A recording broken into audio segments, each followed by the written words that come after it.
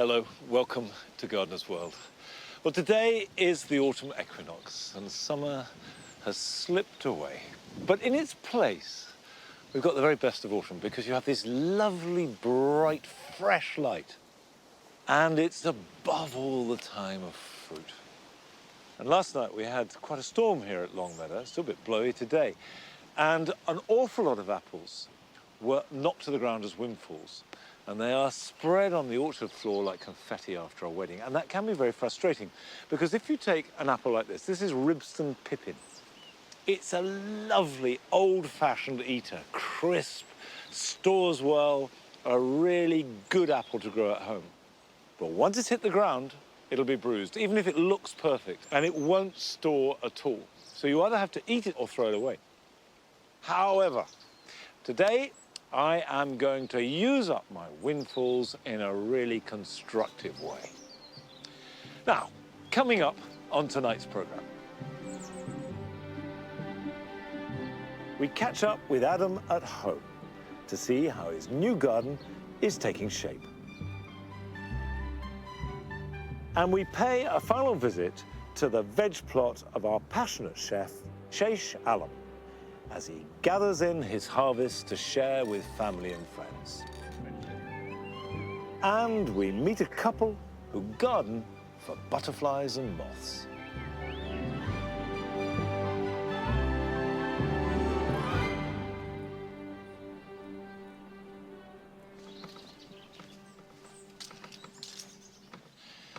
A familiar problem at this time of year are bare patches, where heavy traffic has just worn away the grass.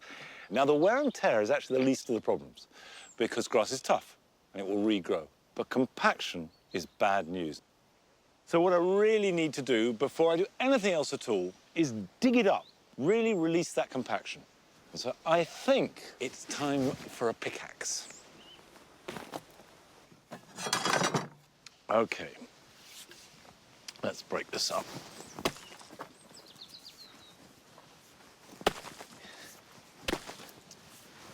Now, what I'm going to do is sort of drastic in a way, but actually will help. I'm going to remove the top layer of that soil and replace it. So I've made a mixture which will give the grass a start in life and just encourage really strong roots, because the quality of the roots is going to determine the quality of the grass. Now, this is a mixture of loam, garden compost, and grit. The grit is fabulous for increasing drainage. Garden compost will feed the soil, and then the soil is simply to replace what I've taken out. So having put soil on, I'm going to do what seems counterintuitive, which is to compact it down a bit, because I want to get rid of any sort of air pockets that when you walk on the turf later will form a dip. So you just walk over it with your heels. Right, let's have a look at the turf. This is a grass mix that is predominantly ryegrass. And ryegrass is best for any hard-wearing lawn or path, but it will not make a perfect, immaculate sward. So it's no good if you're one of these people who wants to have a perfect lawn. But by and large, as a general purpose grass, a ryegrass mix is what you should be looking for. Now, you can see it. I've got a slither here. And when you're laying turf, you want the biggest pieces of turf that you can handle. Because the bigger they are, the slower they are to dry out. And it's the drying out that is the worry. So that isn't going to work. And if I turn it the other way around, what's left is a bigger area. And so if I cut a piece to fit that, I think that's fine. Okay, that's a nice big piece that we can firm down. Now, to fit this one in, I'm going to use the hard edge to keep it in place there, so I can line it up properly. And what I'll do is cut down through this turf as well. Now, if I lift this up and take that off, this should fit perfectly. And the key thing is to make sure the junctions are absolutely tight because when it dries out, of course, they pull apart. But we're not going to let it dry out because I've got a watering can, I'm just going to flood it. And you want to repeat this every day until the grass is growing strongly. And don't tread on it, or let alone mow it, until you see it actively growing.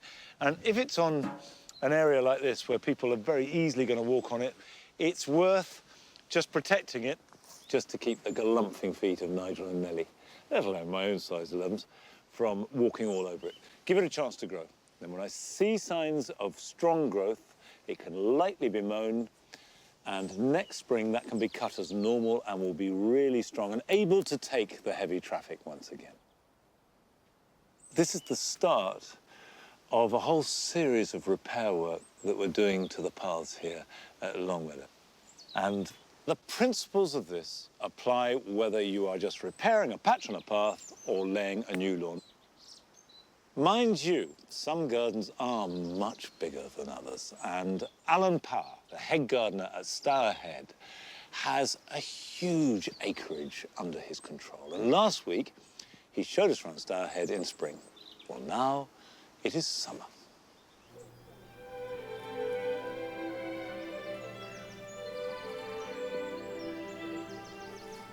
This is one of the most crucial parts of the garden, the lake. It provides reflections, it provides perspective, and it's a beautiful place to be.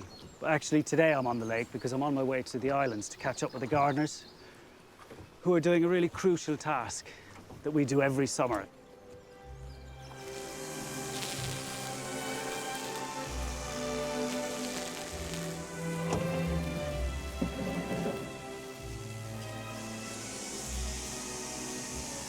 We have 2 islands at Stourhead, all part of the designed landscape, and we have to come out and trim these islands. We use trimmers because a lot of the material is quite woody. We've got thistles and docks and tree seedlings that we need to get rid of. And we need to get rid of it because we've been working hard over the past month or so to mow and tidy up the landscape, and we want the islands to tie in with that picture so that when you look at the garden, it all fits seamlessly together. And of course, back in the 18th century, this work wouldn't have been half as noisy as it would all have been done with scythes. When Henry Hoare built Stourhead, he surrounded the lake with magnificent structures. The Temple of Apollo, the Pantheon, the Temple of Flora, and some more unusual features like the grotto.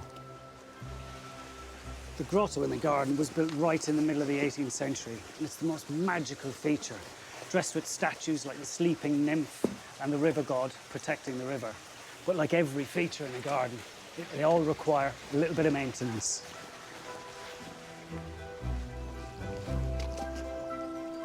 Something we all have to do as gardeners is that little bit of weeding. But I think this is probably one of the most unique places to do weeding. In front of the 18th century grotto, in the middle of the glorious garden. Now, I've got to do a bit of weeding today, and we do that really for aesthetic purposes, so it looks good, but also to stop the weeds destroying the structure. And it will be the same with any kind of brick wall or stone wall or feature you've got in your own garden. Keep an eye on the weeds, because if they get into the joints and they start expanding the joints, they start destroying the structure slowly over the years. But also, I suppose when you're weeding in your own gardens, whether it's a structure or whether it's through a border, have a think about what weeds you're going to chuck on the compost heap. Things like bindweed and ground elder, they can quite often get through the composting process. And if you're not careful, you'll end up spreading them around the garden again. So be selective and maybe put those to one side, incinerate them, or put them in the bin. But I do enjoy getting out here and doing a bit of weeding. I've been doing it for years and years, and getting into the unique place, this is something very special.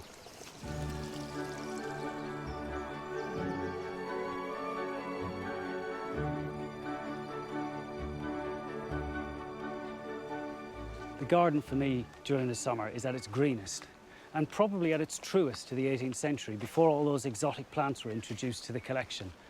But we do get the odd treasure flowering during the summer. And this plant here, Rhododendron auriculatum, is one of my favourites. Heavily scented, brilliant white flowers right in the middle of the summer. So every time I walk past one, I just have to stop and take a look.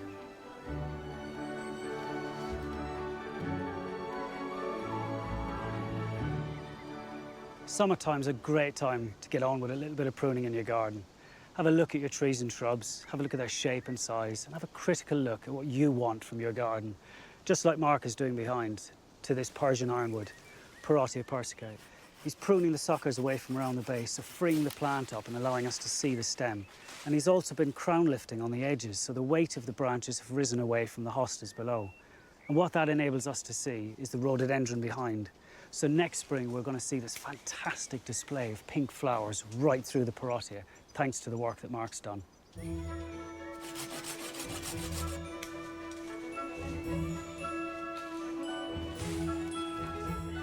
A particular feature in the middle of the summer are the hydrangeas.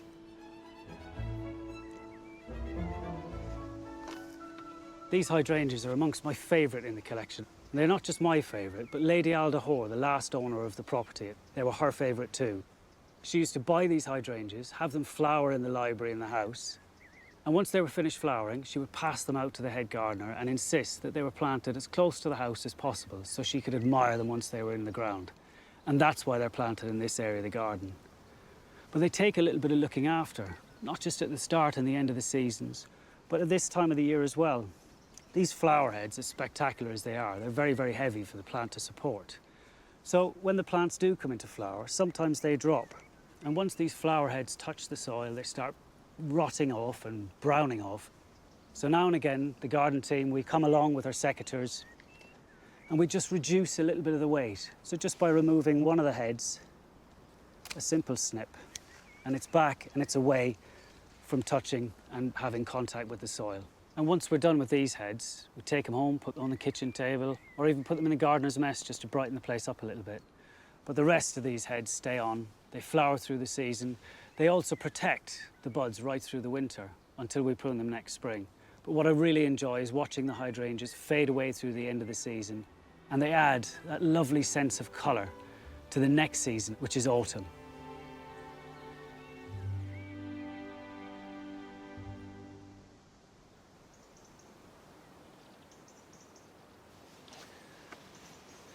I love the grandeur and the scale of Stourhead, and of course it's enormous and a great luxury to visit it, but of course you can find just as big pleasures from tiny spaces, and usually tiny little events in your own garden. For example, at the moment, these colchicums, this is Colchicum speciosum album, which is just starting to appear in these naked goblets of flower, known as naked ladies, because the flowers appear before there's any sign of foliage, are a real indication that autumn is coming.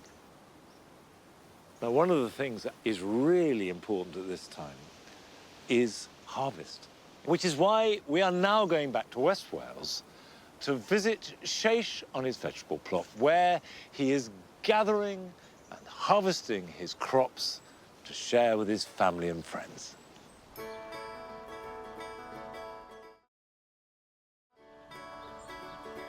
This time of the year, it feels the best because this is the time we see each of the plants go to its full capacity. Today is the harvest day. We're going to be taking abundance of vegetable. And this is maybe the future way I'm going to be doing the beds. You know, I found the way I had the bed set up in the beginning of the year, and it didn't go that well. The one in the middle, that gets wet, very hard to maintain. Then I've been told and given advice by a local gentleman, and he advised me to lift the beds up by adding to the soil and take the vegetable off the ground. And what I'm going to be doing every year now, stuff with digging, I'm going to carry on adding things to these beds. Adding nutrients, meaning my horse manure, and I've started making my own topsoil. Having raised beds gives an opportunity for the feeder roots to go down deeper. The more stronger the roots are, most likely the plant will be more stronger on top. I dug out trenches in the beds to create drainage. The rain hits the top, then we're digging trenches going sidewards, so taking the water from the top all the way down to the pond. And these delicate plants like radishes and coriander are thriving. Hopefully you come back in 10 years' time, my bed's on this high.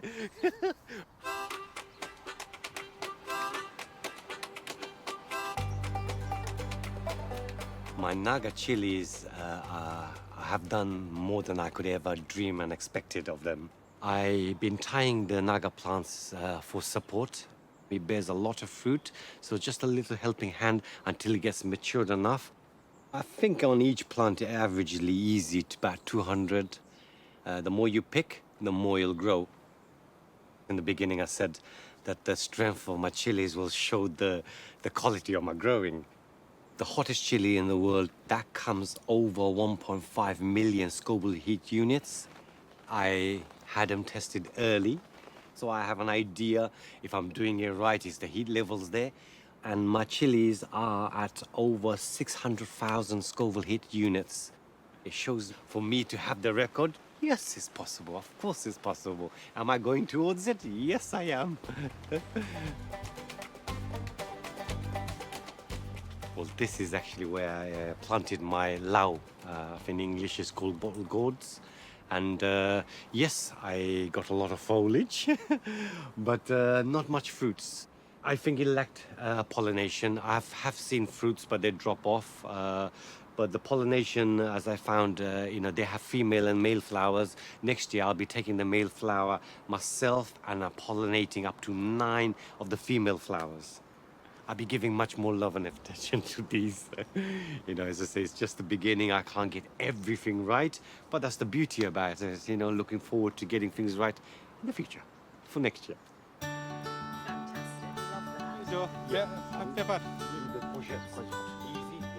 And having my family here, having my friends come, it's just like a hobby. I'm not doing this as like work. I'm doing this as a pleasure of my life. Let's go and harvest and get some veg. Let's go. Come on. This is just the beginning. I want to start creating my own, pantry. Oh my God, look at the size of this one. Look at this one. Look how hard it is. I have my own blend of pickles and chutneys and, chilies. I know the only way I ever gonna stop is if the land stops giving. But the land will never stop giving. Today I'm making the boys who's been helping me a vegetable shashlik. Of course, all the vegetable and all the ingredients from my garden. But I'm gonna keep it simple. What I do is a handful of coriander, a good pinch of mint, 1 purple chili. I got the naga. I think this piece for 6-7 of us in the shashlik enough. So that goes in. Garlic goes in, small cubes. You don't want to overpower it. Pepper. And that'll be it. And then I use my muscles to bash it up. Okay, now I'm gonna just put a little drizzle of oil, just tiny bit to help blend everything together and hold. That's enough. Tiny bit. Give it a good mix. Now the final ingredient that I'm gonna add to it, a bit of yogurt. Yogurt helps to marinate and at the same time, blends all the spices and things together.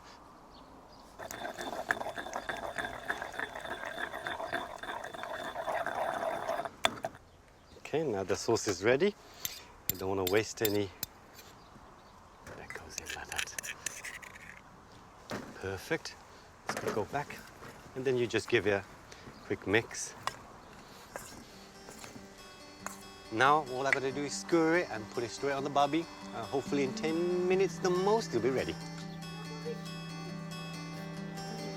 Want to blow? This is pleasure. This is beyond beauty for me. It's a payment that I cannot get it any other way.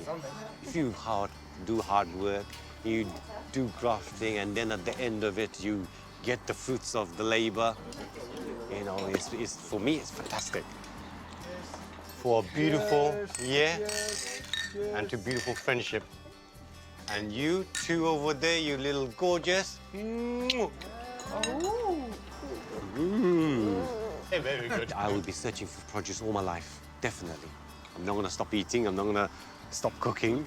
Now I don't have to search far. I come to my land. is here.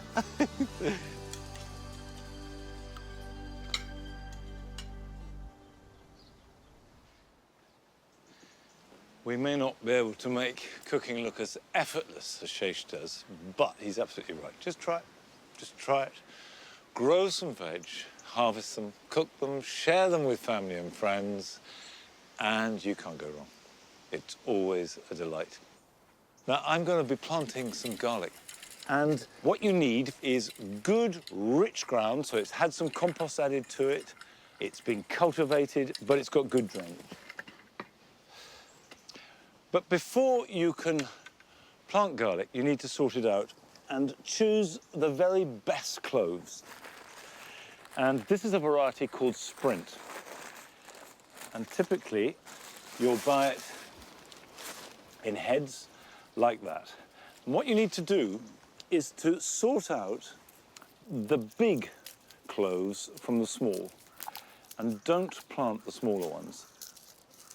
This does mean that sometimes you reject half of the contents of a head of garlic, but it is worth it because this will give you a much better crop.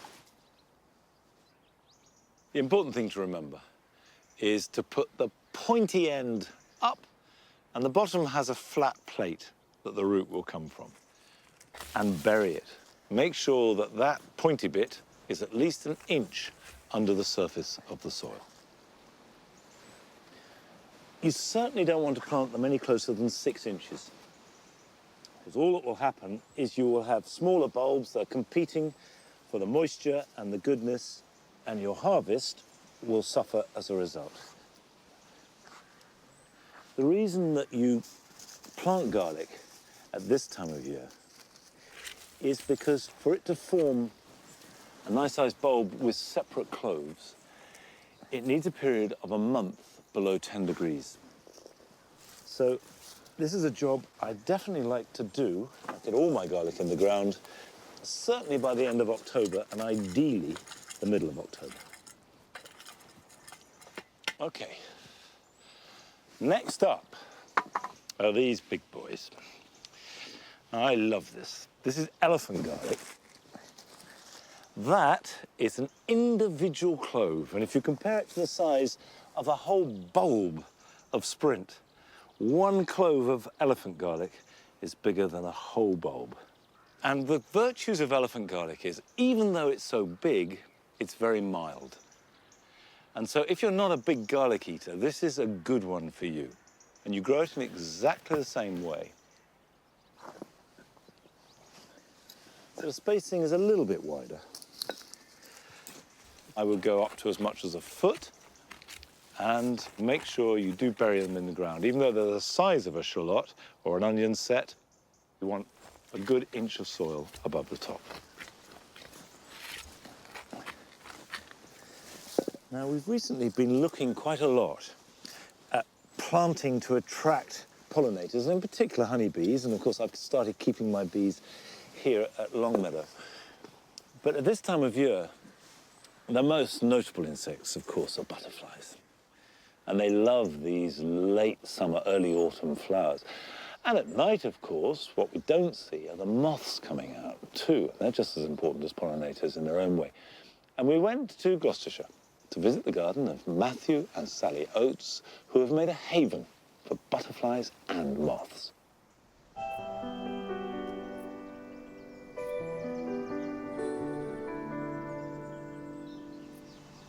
We've been together for 40 years. Sally is very much the gardener and I'm very much the naturalist. There's a bit of give and take, but the real vision for this garden comes from Sally. It was my mother who started me off, and she taught me how to strike lavender cuttings, and I thought this was absolutely marvellous. And I've never looked back since. Planting for wildlife has always been absolutely key. We believe very strongly that horticulture and nature conservation actually come together very strongly. When we first moved to this garden about 25 years ago, it was semi-derelict, and the thing about it, there were no flowers. It was my job to just add in lots and lots of colour. and lots of nice nectaring flowers for the butterflies. I've put in structure, I've put in these box hedges so that they reduce the wind and it makes a much nicer environment for the butterflies. It's a relaxed form of gardening, it's not to be too tidy. And this year, very excited because we've got breeding hedgehogs. Now, the reason we've got them is because I've got undisturbed areas where I haven't been gardening. They also need several ingredients for their nests, which include dry leaves and moss. And I like integrating as much wildlife as I can.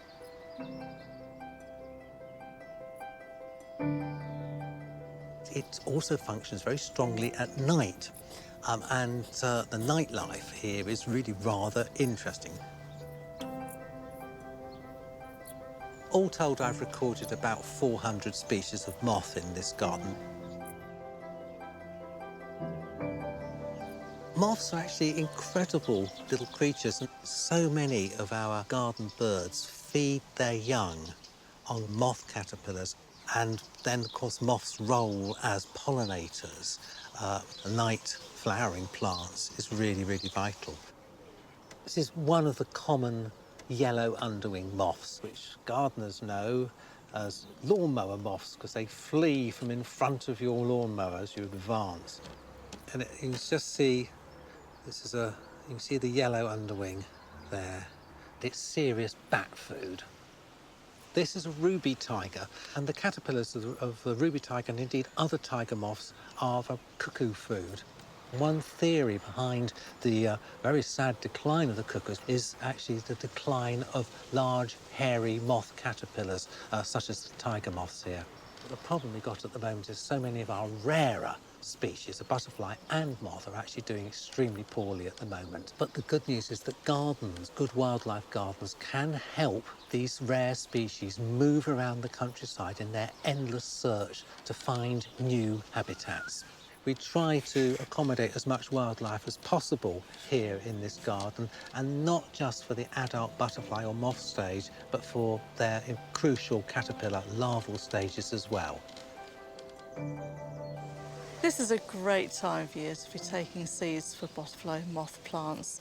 I have here sweet rocket, which I think is a wonderful plant. Its night scented flowers are absolutely gorgeous during May particularly. It's very good for nectaring insects and also as a green food for the caterpillars. I'm going to take off a section of these mature seeds and put it into another part of the garden.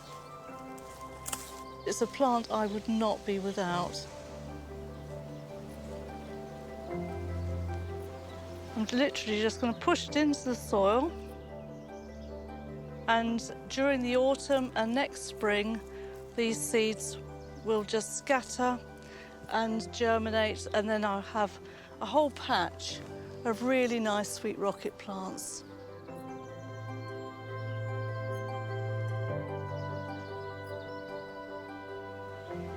We're particularly fond of the orange-tip butterfly, and they breed quite prolifically in our garden.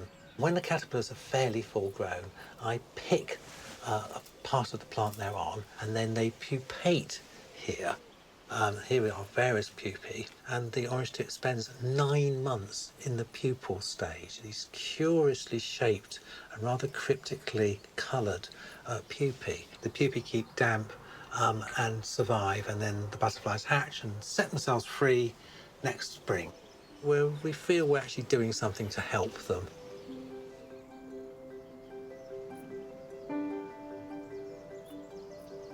The other things to really grow for butterflies and moths, native grasses, you really can't beat them. They're very good for some of the species to breed in. Just let your grass grow long. And also you can grow flowers amongst the grasses. Marjoram is excellent. The other thing, of course, are buddleias. Buddleias are the plant for butterflies and moths. Buddleias I've got in my garden are Buddleia Davidii Dartmoor. There's Black Knight, which has really deep coloured flowers, and it's got a very upright growth. They're a very, very good nectar source. You can smell that in that honey perfume that you get both day and night.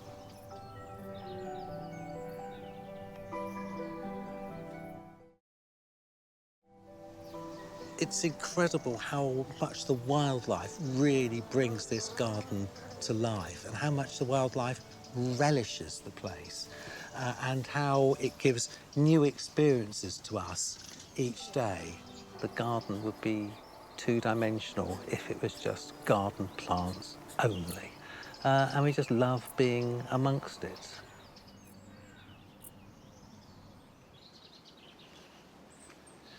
Do you know, I love that tip about collecting seed by simply cutting the stem and sticking it where you want seeds to grow.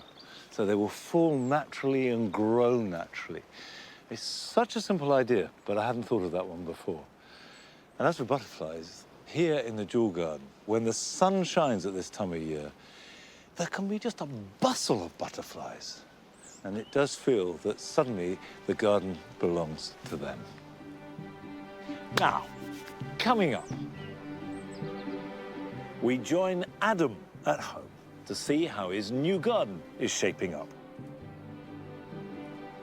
But first, we join Carol as she celebrates her plant of the month.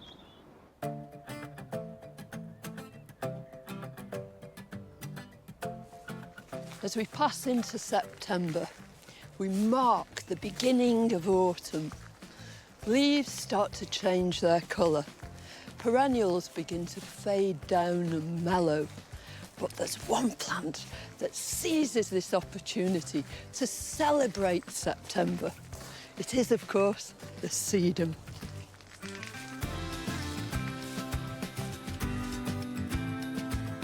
Here at RHS Rosemore, their sedums are at their very peak. They're commonly known as stone crops, and they're found primarily in the Northern Hemisphere. It gets the name of stone crop because part of the family live on stony ledges and rocky outcrops where they get practically no water at all. But when most of us talk about sedums, these are the plants that we're referring to. This is a typical plant, the kind of thing that we use in our beds and borders to give big clumps of colour at this time of year. But look a little closer and you'll find that each of these plateaus is composed of lots and lots of tiny starry flowers which open in succession. And the leaves are succulent. They're used as reservoirs because all sedums love dry places, and those leaves enable them to store water even through a drought. Taxonomists have recently changed the name of some members of the family to Hylotelephion, though most of us gardeners still call them sedums. And as far as cultivation goes, no plant could be more straightforward. Just look at this gorgeous clump of Joyce Henderson. She's absolutely beautiful, and you almost feel as though she chose this very spot to grow because it's perfect. For a start, it's in full sun. The soil here is not too rich. They really don't want very, very fertile soil, or they'll behave out of character. Equally, if you plant them in shade, although they'll survive, they'll never be themselves. Sedums are good all-rounders, but they can sometimes have a few problems. When sedums are growing in really rich, fertile soil, perhaps it's been over-manured, they tend to do this. They splay outwards because those stems get taller and taller and weaker, and they can no longer support these great heads of flower. But there's a really easy way to remedy this. About the end of May, at the same time as the Chelsea Flower Show, go out, your sedums will be about here, and take each stem and cut it straight across about 3 or 4 leaf nodes from the centre. You'll be left with a clump of straight stems, and although they look really peculiar at that time, eventually they'll grow up straight and strong, and they'll be able to support these beautiful heads of flowers, because every sedum should have perfect deportment.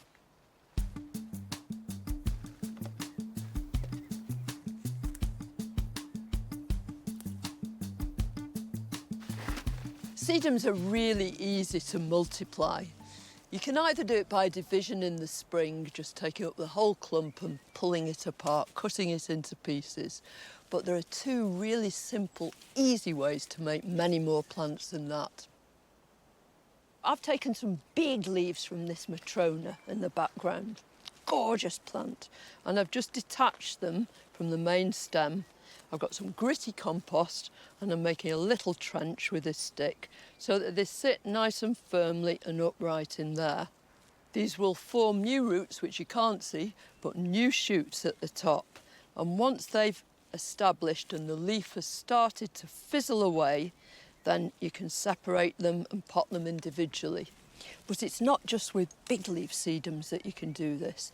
Even with these tiny, diminutive little species, you can just detach a little bit and literally rub off these separate leaves. Every one of those is going to make a new plant. Once they've got some grit over the top, they'll take root very easily. Or if you've got something like the sedum spatulifolium, you can do this also with these big sedums too. Just take stem cuttings, using a sharp knife, just detach it, cut it off, remove any leaves which are lower down on the stem, and then just make a hole, stick them into the compost so that the rosette is sitting on the surface of the soil. And again, within a matter of weeks, they'll make root and they'll start to grow.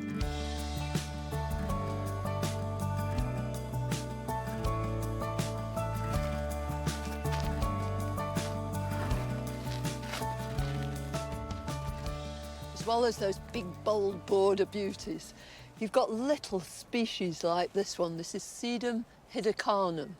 It's an Asiatic species. It's also rooted. Little pieces have fallen off, maybe just an odd leaf or two. So this edge is sort of softer and softer and this colony is spreading.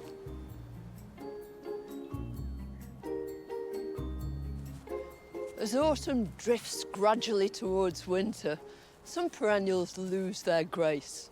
Sometimes it's a good idea to do them a favour and chop them down to the ground.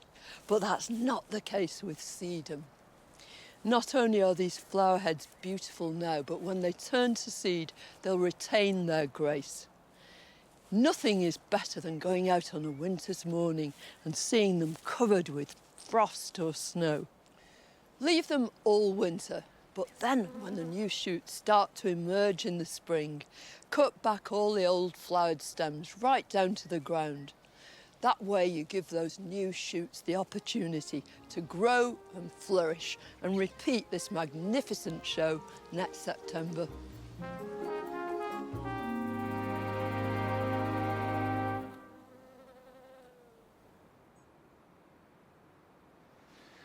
It took a while for us to get the best of our sedums here at Longmeadow. We used to grow them in dual garden, and in that rich soil, they flopped all over the place. And then we moved them to the dry garden, starved them, treated them rough, and they have loved it and been one of the stars of the season ever since.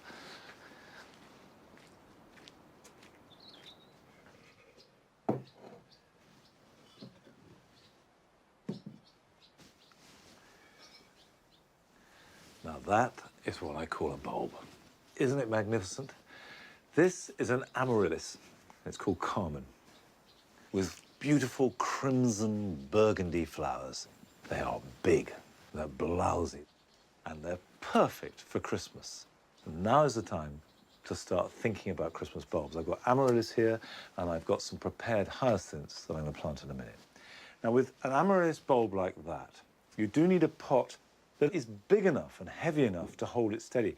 I've grown amaryllis before, and you get a stem that is 2-3 foot tall and then a great big trumpets of flower, and the whole thing is rocking and swaying and falling over. So get a decent sized pot. They need quite a free-draining compost. Leaf mould, grit and perlite will do the job beautifully. Not too much to start with, because you can see we want the roots down there, and the bulb is going to sit above the soil level. So I'm going to hold it with my hand there and then work the soil gently around the roots so I'm not damaging them, and leave some space at the top to water in. So let's plant the other two. Do try and buy the biggest bulbs you possibly can, and then you're more likely to get more than one flower stem. And these need to go somewhere warm and bright to grow on. But before I do that, I've got another set of Christmas bulbs which need a completely different kind of treatment. And these are hyacinths. And this is called Delft Blue. It's cool, it's the opposite of the amaryllis, but they have a kind of grace. And the fragrance, which is a bit of a Marmite thing, you either love it or you hate it, I have grown to love. So I definitely want hyacinths too at Christmas. The same compost mix, and we will put quite a few in here. It's Christmas time. Let's be extravagant.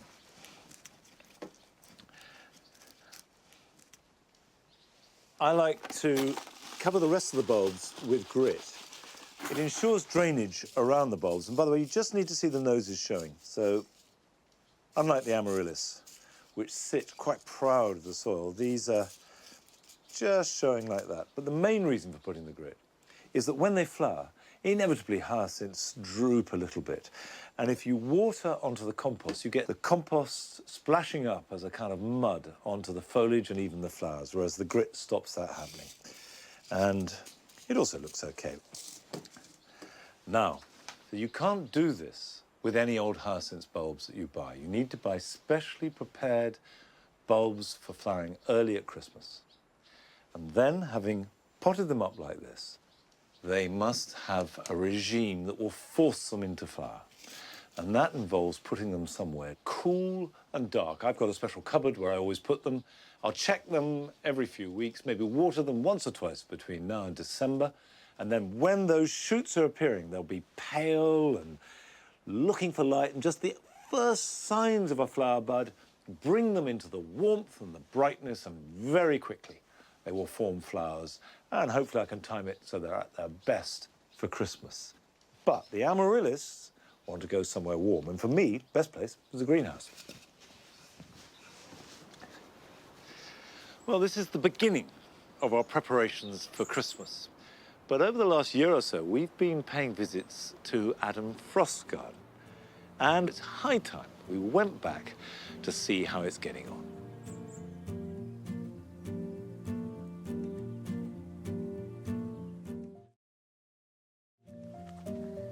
It's been a few months since you've had a good look around the garden, and it's been a mixed old summer, actually. Some things have been fantastic and other things have been a complete disaster, but some of the planting has really kicked on. So it'll be great just to show you around.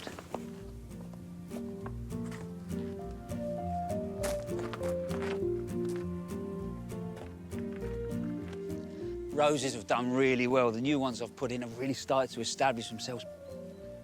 But the ones that I hard pruned and we tied into this rope, creating this sort of great curtain effect.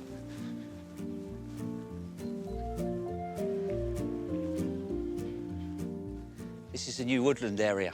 I am absolutely over the moon with it. It was an overgrown mess. Back end was really dark, dingy. The first thing we did was we cleared off a load of old prunus at the back there and let some more light in. And the idea of these paths came. You know, wildlife, when it runs through and makes something curvy and movie, that's what's driven the idea. And I suppose a little tip really is under every single one of my bark paths is hardcore. So it's a proper compacted surface. And the bark is just a dressing. I think the woodland planting is something that people worry about. They worry about those shady conditions. And for me, it's somewhere where you can experiment and play. In a sense, you know, much of this is actually about leaf shape and just making sure there's contrast. So you've got this sort of dumb area here. It's got that sort of slightly oaky leaf, but it picks up quite nicely on the geraniums. Wouldn't look great next to the geranium, but just broken with something else, it gives a nice repeated pattern all the way through. I've got a junction point here in the pathways, so I think it would be really nice just to add a carpet of the fern. I really love this little fern. Geranicarpum it's called, bit of a mouthful. It's got these beautiful sort of really delicate oak-shaped leaves. It's one of these plants that you want, what I call detail plants, you know. They want to be close to pathways, close where you're actually going to see them. Work that in, drop of water afterwards, and it's got the rest of the season. It will get some roots in and really be away next year. Over the last 18 months, the biggest challenge I've faced in this garden is how to link all the different spaces together. In here, I've got these lovely sort of robinia that sit above me, fantastic dapple shade, but once I cleared the area, it was flat, you know, and I needed to reintroduce the height to bring the trees down. And at the back of the garden, I've got this big taxus hedge. I decided to use the taxus hedge and repeat it through the space. But the shape of the taxus that I'm starting to sort of clip is inspired by the gate, which has got that sort of pointed Gothic feel to it. And in time, you know, they'll really create really strong structure. But I've not just stopped there. I've actually used that shape again somewhere else in the garden.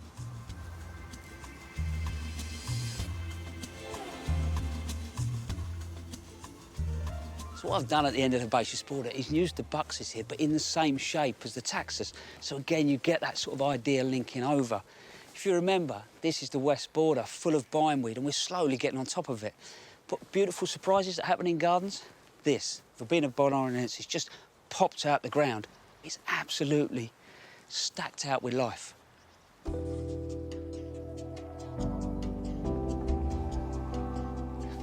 I know you're probably looking at this border and thinking, Adam, there's no colour. And you would be right. But on the positive, I really love the way that the colour tones in the leaves have worked and the way that the shapes are working against each other. The Adrotina here, beautiful sort of glauca, but with a deep shade to it. Sits really well with the Baptisia, you know? That then gets picked up again in the colour of the geranium at the front. And now the Calamagrostis is in flower. And there's a lovely sort of purplish tinge that works back with the Adrotina. So the structures here, it's just, maybe I might this time of year just wanted to show you a little bit more flower.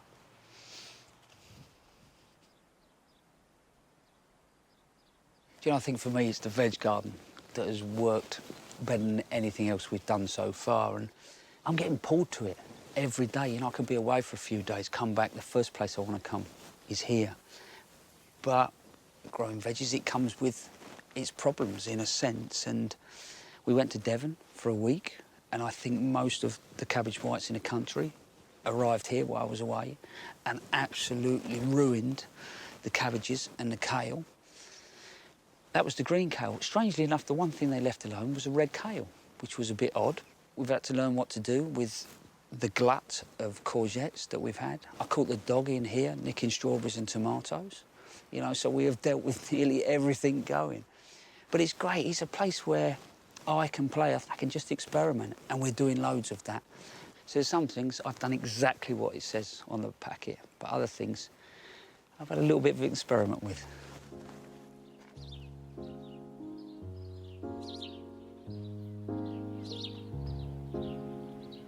So this was one experiment. Yeah, all right, don't laugh. I think they look incredible.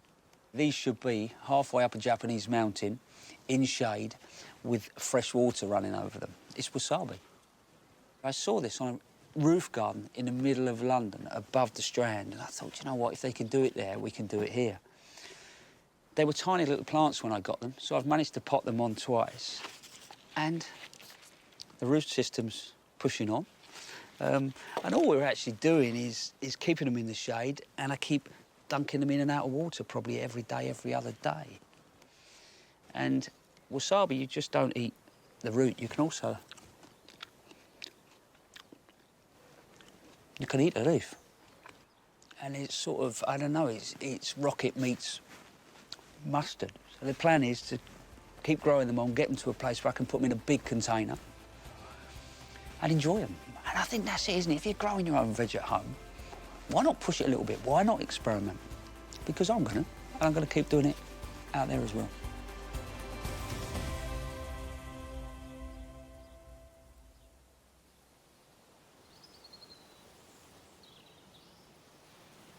It's very nice to see Adam's garden again. It's looking fantastic. I love that woodland area.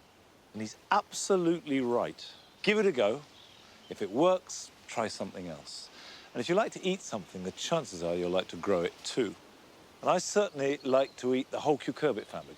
And this year I've grown my squashes up supports because they take so much room when you grow them laterally, and they've done fine. And the key thing at this stage of the year is to cut your losses and focus all the attention on ripening the fruit that you've got. So here we have a variety called Mousse de Provence. And I need to leave that on there for about another 3-4 weeks. So the fruit can ripen, the flesh can ripen, and also the skin. A nice hard skin will make it store better. So if you've got small fruits like that, that's never going to happen. That's had it, take it off, that's compost. And also, any leaves that are in any way shielding the sun from the fruit. And with pumpkins and squashes, size isn't everything. It's nice to have some big ones, but something like this, which is Turk's turban, it's just a lovely object. So we want to let that ripen. And some of my favorites are the Japanese. This is a Hokkaido. And what these need, more than anything else, is just some blazing sunshine in the days. The nights can be cool, they don't want to be too cold, don't want to be frosty, but good hot sun in the day will ripen them, and you don't have to do anything about it other than just let them take it in.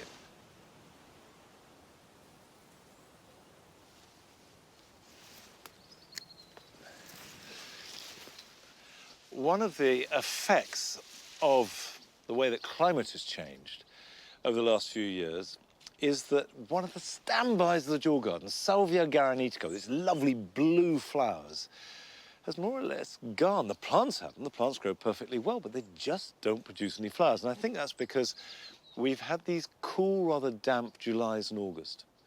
And that's when they need some heat. Whereas this salvia, this is Salvia amistad, just flowers and flowers. These lovely, rich purple flowers emerging from the dark, almost black sheaths. And it seems to be unaffected by the weather change, actively enjoying it, in fact. And I think as gardeners, it just means that we have to accept these changes are going to happen. We're going to lose old friends, but we'll gain new ones. And we adapt and change our gardens accordingly. And this is happening in every garden across the land, probably every garden across the world. Well, one thing that doesn't change here on Gardener's World are your jobs for the weekend. And here they are.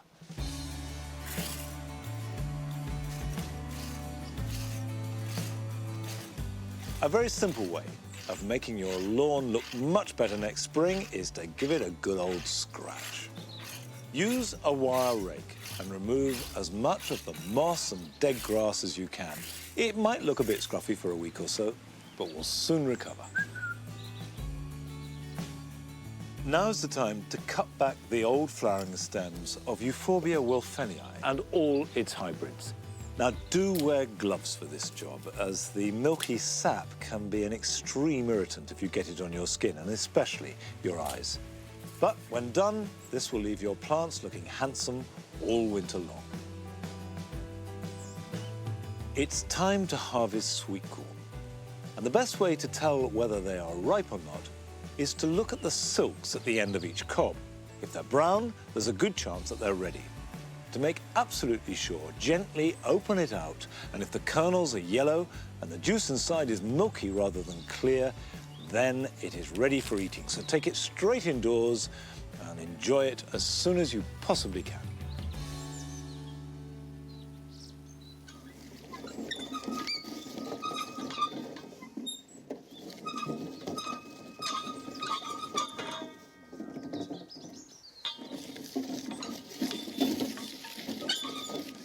This implement is called a scratter. And what it's doing is chopping up apples. And these are windfalls, a great mixture.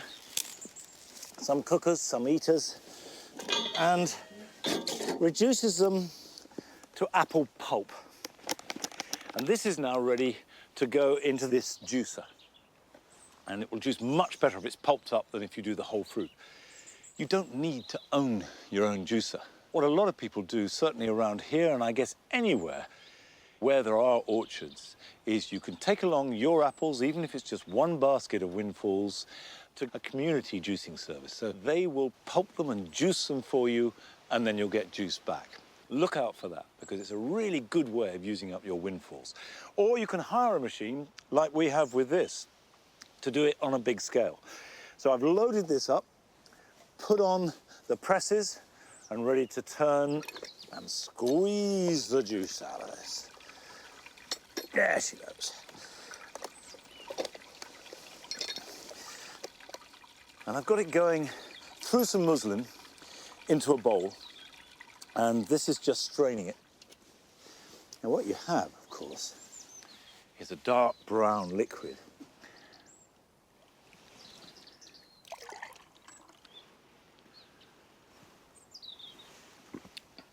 It's not just refreshing, it's invigorating. It's a delicious drink. And I think if I were to raise a glass at all today, it has to be to Nellie. Because not only is it the autumn equinox, but it is Nellie's second birthday. So happy birthday, Nellie. And you can see that she is in a state of intense excitement about it. Well, here's a toast to autumn. And that's it for today, I'm afraid. But I'll see you back here at Longmeadow next time. Till then, bye-bye.